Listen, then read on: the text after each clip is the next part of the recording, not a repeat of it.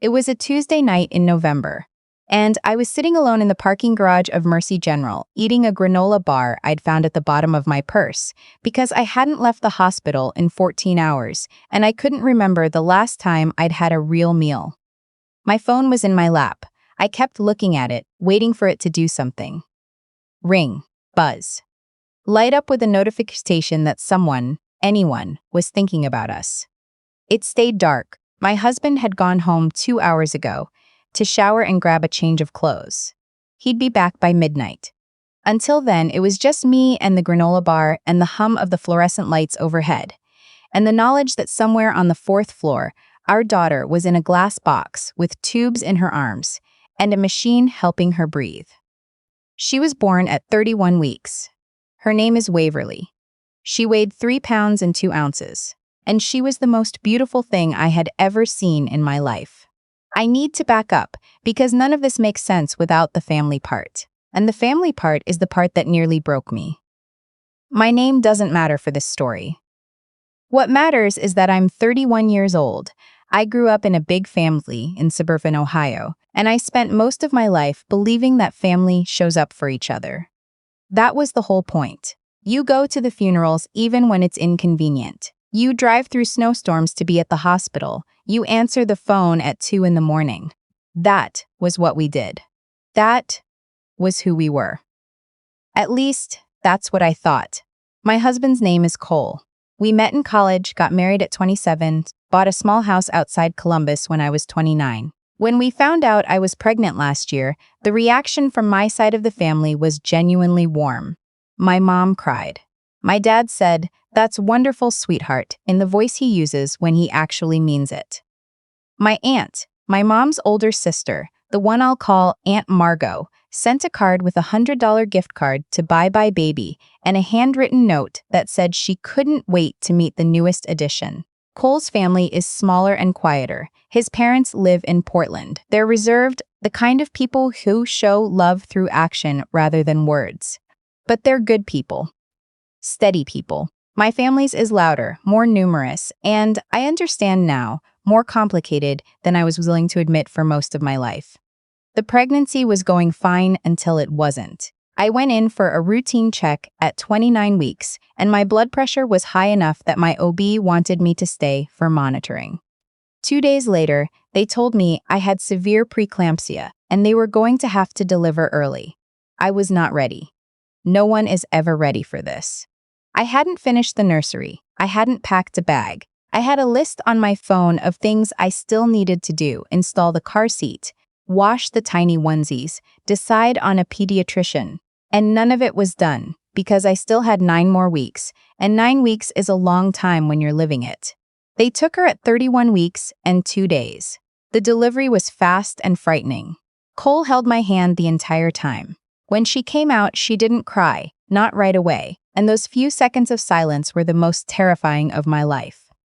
And then she did cry, small and fierce and real, and I started crying too, and Cole put his forehead against mine, and neither of us said anything because there was nothing to say. She was immediately taken to the NICU. I got to see her for about 4 minutes before they moved her. 4 minutes. I counted. That night, from my hospital bed, I texted the family group chat. My side, the big one, the one with 22 people in it, spanning 3 generations. I typed it out carefully. I wanted to get the tone right. Hi, everyone. Waverly arrived today, about 9 weeks early. She's in the NICU at Mercy General. She's a fighter, but it's going to be a long road. We would really appreciate your prayers and love right now. We're scared and exhausted, and we could use all the support we can get. I hit send at 11:47 p.m. Then I put the phone face down on my stomach and closed my eyes and waited. By morning, the responses were, my cousin sent a purple heart emoji. 1. Purple. Heart. My uncle wrote, thinking of you, Nungi, which, okay, fine, it was late. Maybe he didn't know what to say. My Aunt Margot, the one with the gift card, the handwritten note, the I can't wait to meet the newest addition, sent a single line. Oh goodness, let us know if you need anything. That was it from her, 1 line. 4 words of offer and then nothing. My mom texted me separately, not in the group chat, and what she wrote was, I'm so sorry, honey. This must be so hard. We'll figure out next steps soon. Next steps soon. As though this was a logistics problem to be scheduled. My dad sent a thumbs up to the group chat message. A thumbs up. Not even to me directly, to the chat. Like I had announced a mildly interesting piece of news and he was acknowledging receipt. I stared at that thumbs up for a very long time. Cole's parents called within the hour. His mom cried. His dad said they were going to look into flights. They didn't end up being able to come. His mom had just started a new medication and her doctor advised against travel. But they called every single day. Every single day. Sometimes twice. They sent a care package to the hospital with snacks and a soft blanket and a note that said, "Give Waverly our love. We're thinking about her every minute." From my family. A purple heart, a thumbs up, and "We'll figure out next steps soon." Waverly was in the NICU for 6 weeks. 6 weeks.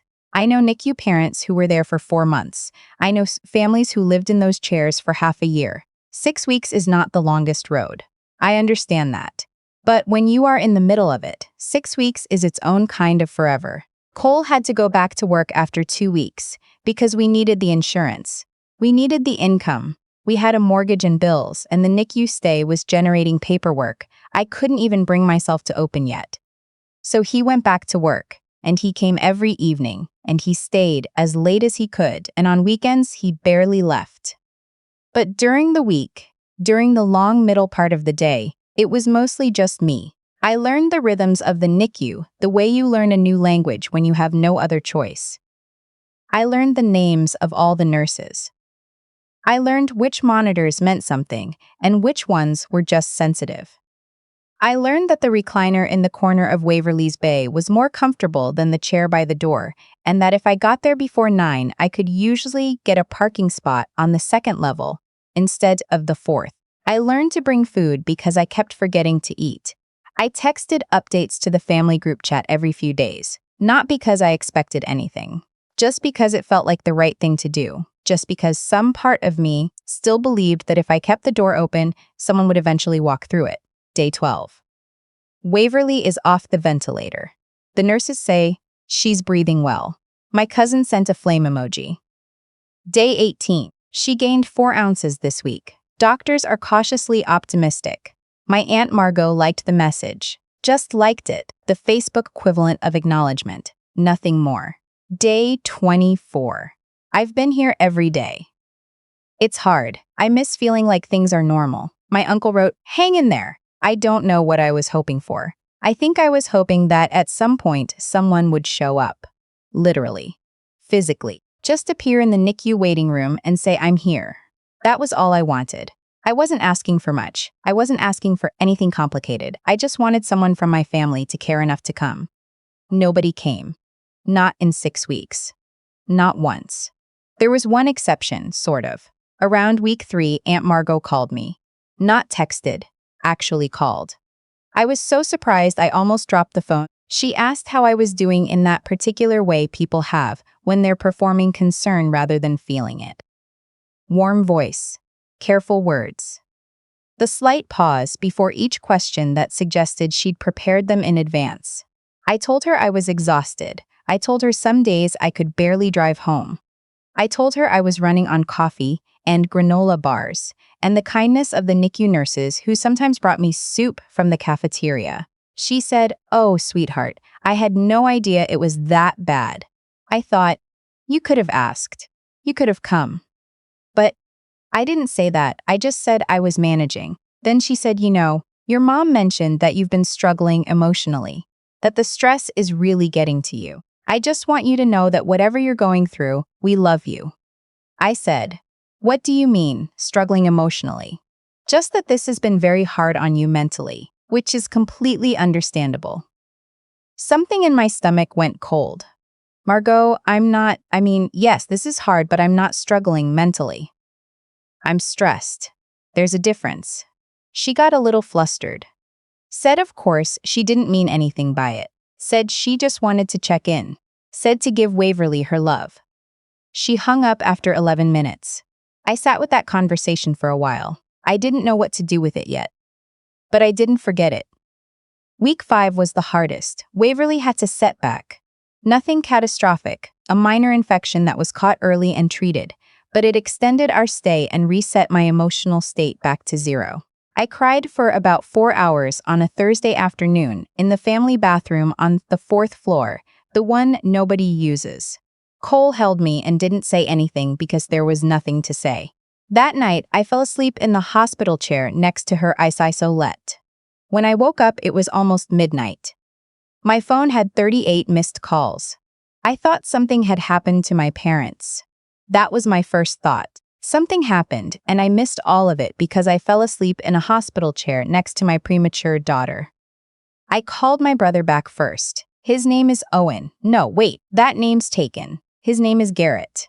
I have one brother, and his name is Garrett, and he works as an investigative journalist for a regional newspaper, which becomes relevant. He answered on the first ring.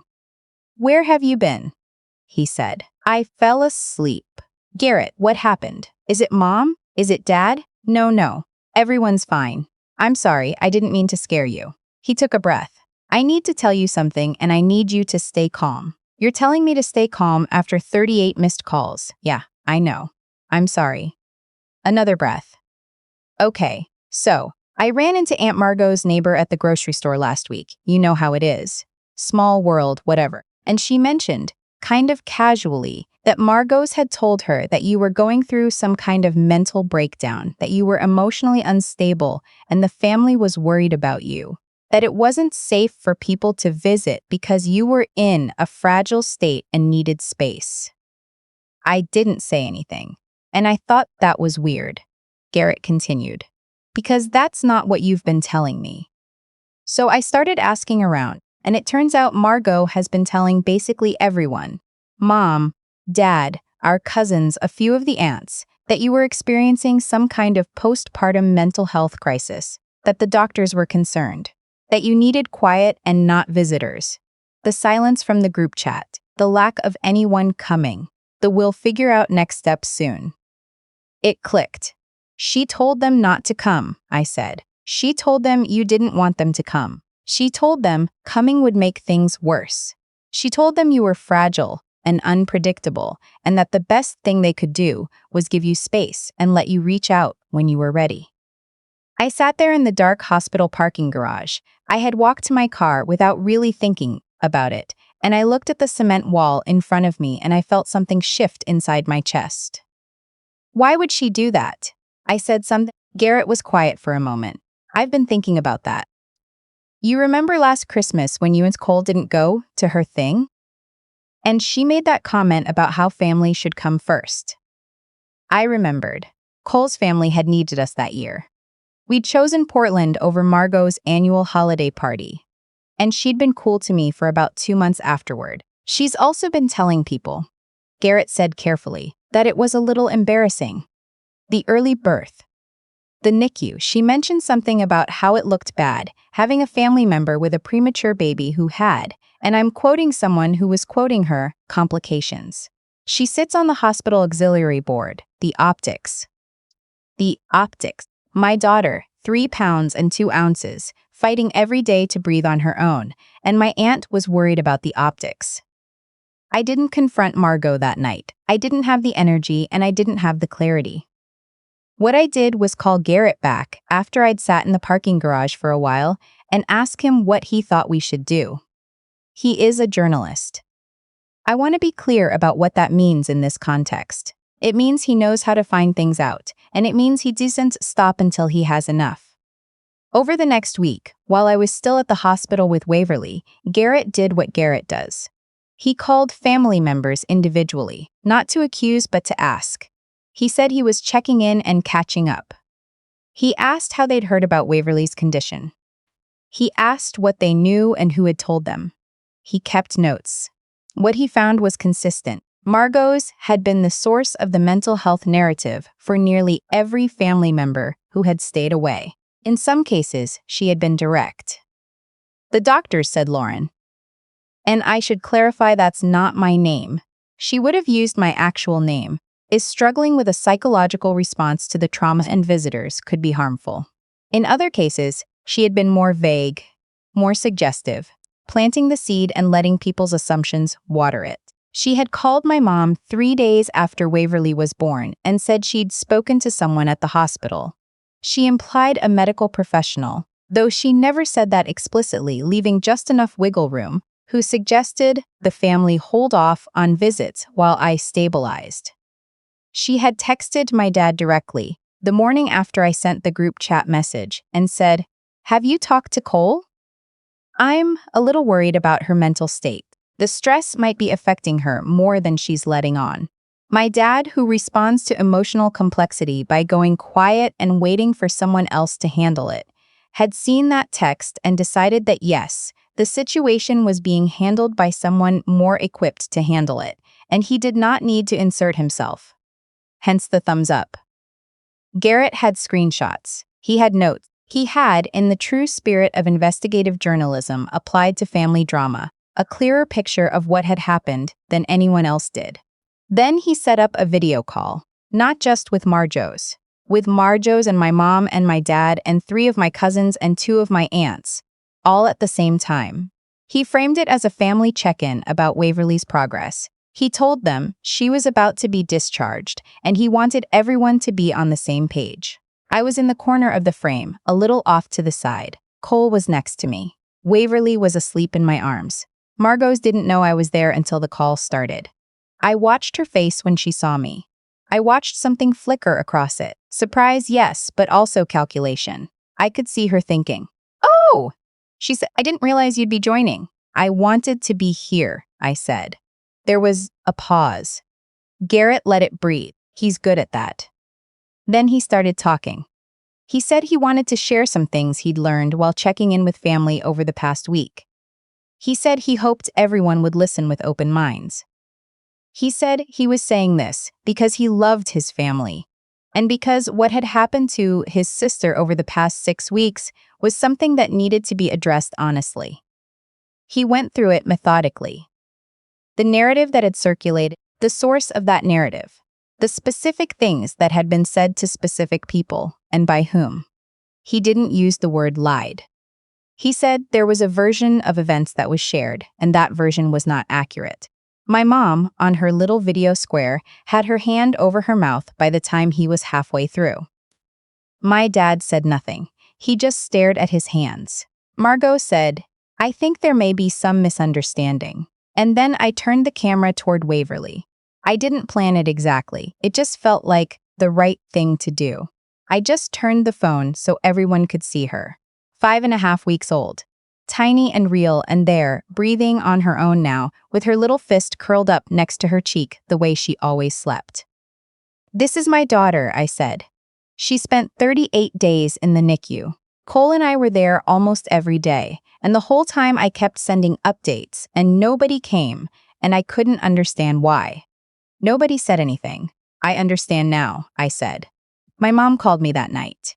She cried for most of the call. She said she had no idea. She thought she was doing the right thing by giving me space. She thought the doctors had said, and she stopped herself there because she was starting to understand that the doctors had not said anything. "I should have called you directly," she said. "I should have asked you." "Yes," I said. "You should have. I'm so sorry, sweetheart." I told her I wasn't ready to say it was okay because it wasn't, not yet. I told her I loved her and I would need some time. She said she understood.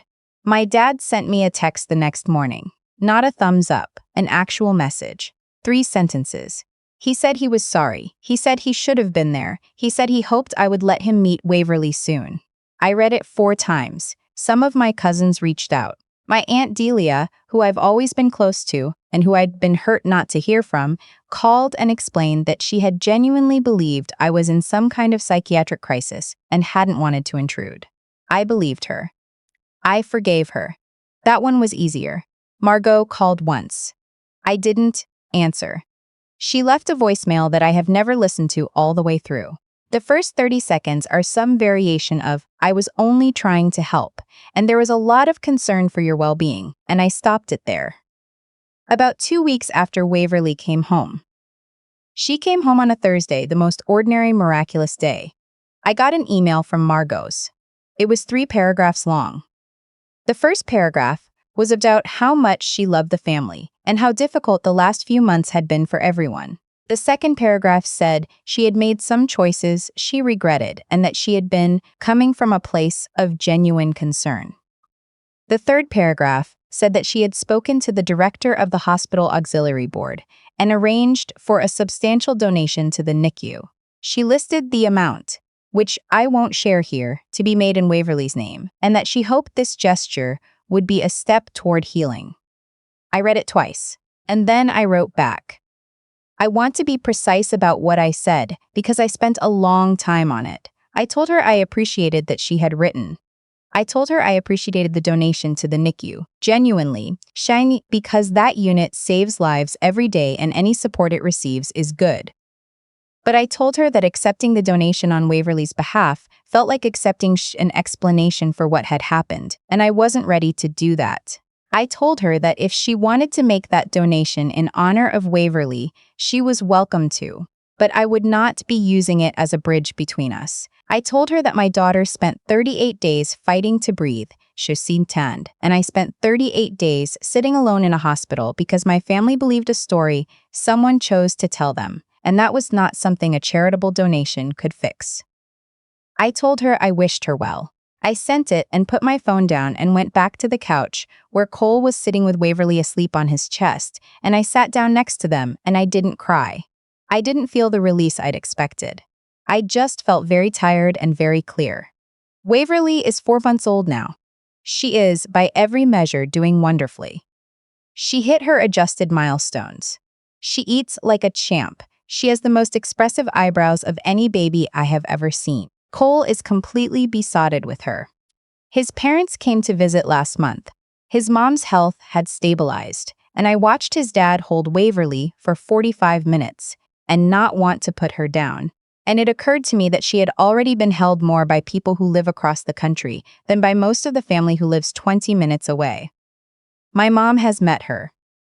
Twice now. It's cautious and a little awkward, and we're working through things slowly. My dad has met her once. He held her and said she looked strong, which is not a particularly warm thing to say about a baby, but it is perhaps the warmest thing he knows how to say, and I am trying to meet him where he is. Aunt Delia comes over sometimes now. She brings coffee and doesn't stay too long, and she coos over Waverly in a completely unself-conscious way that I find, unexpectedly, very healing. Margot's I have not seen. Margot's I do not expect to see. There are some bridges that were built wrong from the beginning, and what looks like burning them down is really just finally seeing the structure clearly. If you had asked me a year ago whether my family would abandon me during the hardest 6 weeks of my life, I would have said no. I would have said that's not who we are. I would have believed it. Here is what I know now. Some people love you in theory. They love the idea of you as part of their family. They love what you represent when everything is fine. A warm Thanksgiving, a birthday card, a name in the group chat. But the moment things get complicated, the moment showing up costs something real, they find a reason not to. And if they're lucky, someone else provides the reason for them. I don't say this with bitterness anymore. Or I'm trying not to. I'm trying to hold it clearly without letting it curdle into something that poisons me. What I keep coming back to is this. In the waiting room of the NICU, in the weeks we were there, I met other families. Parents and grandparents and siblings and in-laws, all with their own vigils, their own glass boxes, their own little fighters. And what I noticed was that the families who showed up were not always the blood families. Some of the steadiest presences I witnessed were neighbors, friends, co-workers, people who had chosen to be there. Family is the word we use for the people we come from. But the people who come through for us are something more specific than that, and often something harder to name. Cole's college roommate drove 4 hours to bring us food during week 3. A woman I barely knew from my prenatal yoga class sent a meal delivery gift card every week for 6 weeks. 2 nurses on the NICU floor, Renata and Simone, knew my coffee order and asked about Waverly by name every time I walked in, even on their hardest shifts. I don't have a tidy bow to put on this. I don't have a lesson that makes it all make sense. What I have is a 4-month-old with spectacular eyebrows and a husband who would have slept in the parking garage before he let me face any of this alone, and a slowly rebuilding understanding of where my real foundation is. Waverly doesn't know any of this yet. Someday maybe she'll ask why her grandmother comes over only sometimes, and why a certain great-aunt's name is never mentioned. I'll tell her the truth in whatever version seems right for her age. I'll tell her that the people who love you show up. That's really the whole thing. That's the lesson that costs the most to learn. They shows up, even when it's hard. Especially when it's hard. And the ones who don't, well, you learn that too.